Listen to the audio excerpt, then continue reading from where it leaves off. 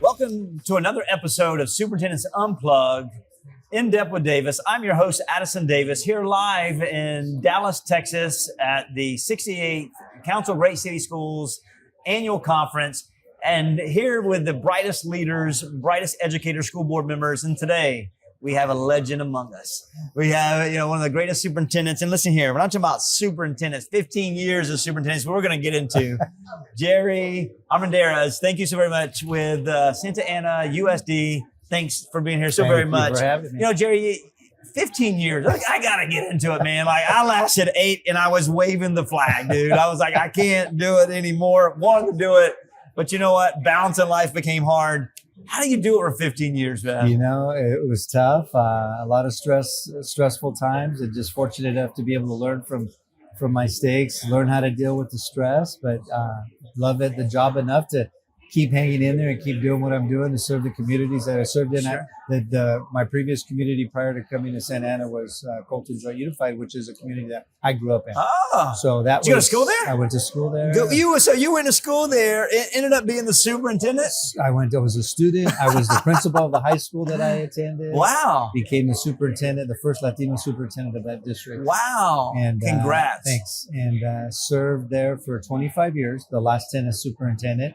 And thought I was going to retire from there, but life challenges opened up, and opportunities became available, and was curious if I would be able to do what I did in Colton, sure, in other areas. And this Santa Ana Unified opened up surprisingly, and the demographics were very similar to City of Colton, and so I applied, and not thinking I was going to get the job, but I thought I would at least get it out of my system, and then I could say, "Hey, I tried." And you got it. I got it.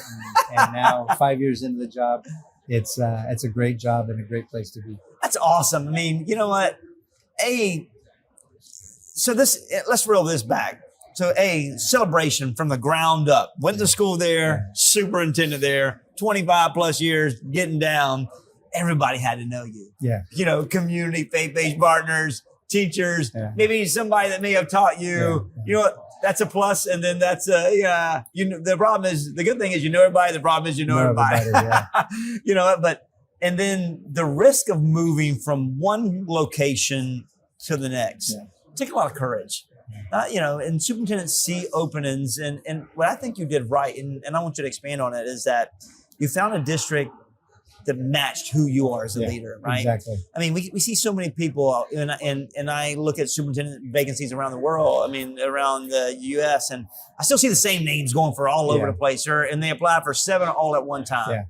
It's not the right thing to do. Yeah. But, talk about your journey from Colton to being able to go to Santa Ana, that match, and how you determined it was right for you. Because I think that's so important to be successful. Yeah, well, I think you hit it right on the nail. It's a lot of about does the community that you're wanting to serve reflect the values of your values, and there are a lot of districts in my area, surrounding my area, that probably I wouldn't have got through the paper screening, just because the values are different in a lot of respects.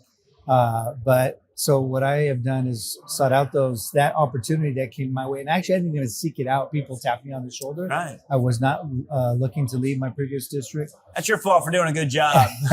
and I thought I was going to retire there, but people kept tapping me on the shoulder, kept saying, "Hey, you really need to really think seriously about this." And they did for other districts, but this one, it just felt like it was a repetitive response. So I thought, all right, just to stop them from tapping me on the shoulder, I'll go ahead and apply. And then, unknowingly and unexpectedly ended up getting the job. And when I got the job, I remembered thinking, what did I do? I'm leaving the comfort of a district. Everything you got systems in place, structures in place, your hiring's in place, everybody knows you. Just starting all over again. And Santa Ana at the time that I accepted the position had gone through superintendents every 2 years. Wow. So there had been some inconsistencies, challenges, instability. Well, but I had talked to the previous superintendents, Sure. and so we're able to bounce things. And there's power in that. Yeah, and so even knowing what I know, I thought, you know what, let me give this a shot. And not knowing I would be here 5 years later, we're plugging away, and we're doing some really cool things. Yeah. So talk about those cool things. What are some of the 5 years?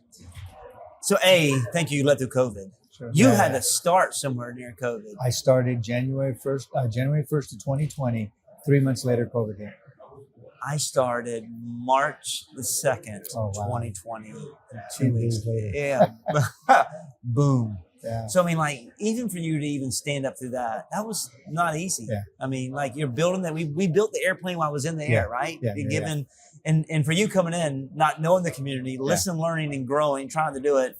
Man, was that tough? It was tough, but I think being a superintendent for 10 years prior to coming, I had some tools in my tool chest. And I think one of the things that I embraced very early in my career was the power of social media.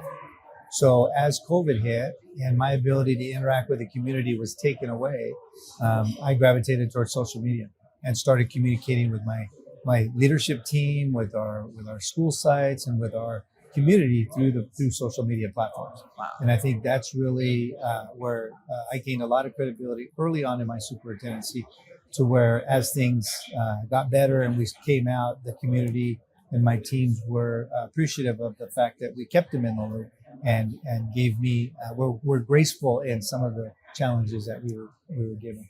Yeah, and so 5 years into it, many more to come. How's the community embrace you as somewhat of an outsider? I think very wonderfully. That's great. It's funny because I often get invited to community events, and I'll go every chance I get, but it doesn't even feel like a community event. It feels like a family event, because a lot of the faces, a lot of the relationships remind me of growing up, and my aunts and uncles, and just my cousins. And so that's really what the relationship feels like in the community. And I had some personal challenges with some COVID, loss of loved ones during that time. And some of those challenges I had to share with community members, and they picked me up and lifted me up and got me through some very difficult times in my personal situation. That's so rewarding to hear.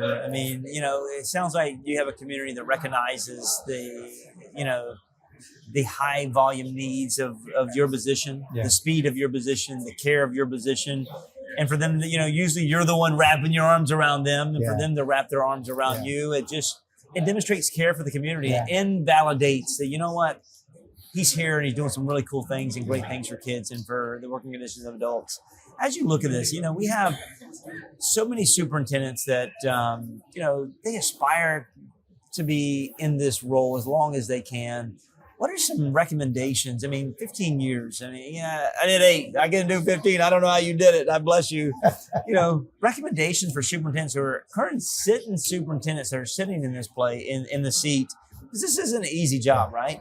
And, no longer are we just looking for instructional leaders, operational experts, talent managers, climate and culture builders, but we're also having people to have to navigate through some of the political world, right? So, how do we get these people to kind of stay in place and to be successful? What are some tips for leaders? Well, first of all, I would say, you can't do this job by yourself. As much as we'd like to think we have all the solutions to the problems, if we internalize that and we try to solve everybody's problem, it's not going to work very well because the stress levels.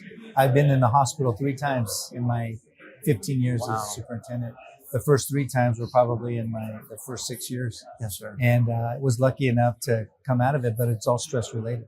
And so what the doctor told me the very last time is, I got good news, I got bad news. I said, what's the good news? He says, the test results and the x-rays came back negative. I said, what's the bad news? And he goes, the bad news is if you don't change something, you may not walk out of here next time. Yeah. And I was in my early 40s. Wow. And so, having that second chance, and stayed in the position, having that second chance, and really with help from my wife and my executive assistant team and my executive cabinet, really did a better job of balancing the job and relying more on others and building their capacity rather than me trying to be the problem solver or having all of the solutions.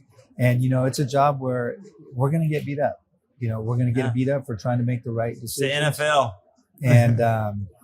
And so we just need to be able to navigate that. But the other thing an added layer to that is what I call leading with social influence, is being the author of your story and of your district story, not so much in a personal sense, but as a professional, to really embrace the power of social media, to brand your district and brand yourself and get your message out there.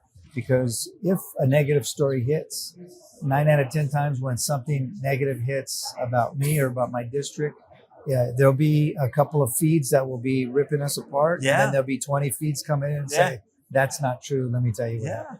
And the power of that, with all of the, with the community, your leadership team, the labor groups, having good relationships and really highlighting the amazing work that's taking place, will soften the blow in some of those cases.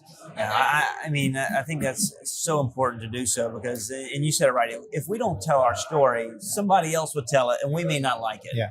Right. So how do we leverage all of the platforms? How do we leverage and highlight the great things that we're doing? In education, we're so focused on the 4 walls we call our classroom, and I get it. Educate them, keep them safe, do cool things for them.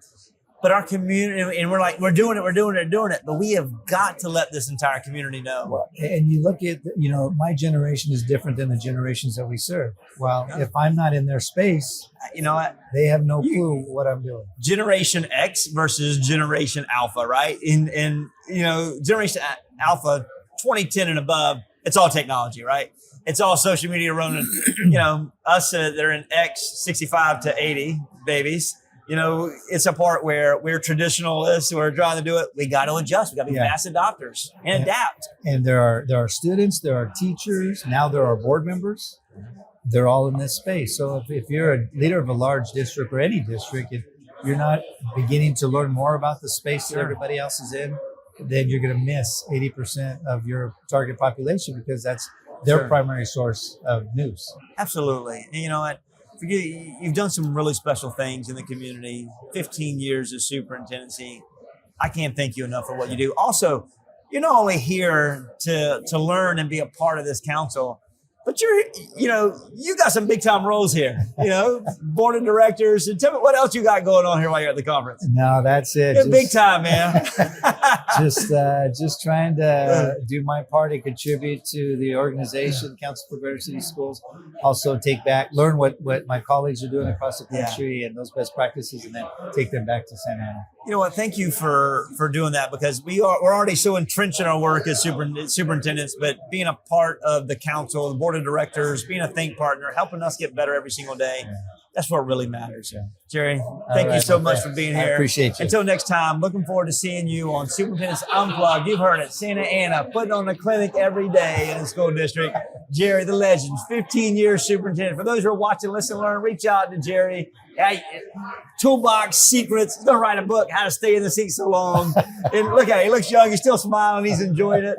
I think the new I knew the new gigs gave you a smile, a new set of life.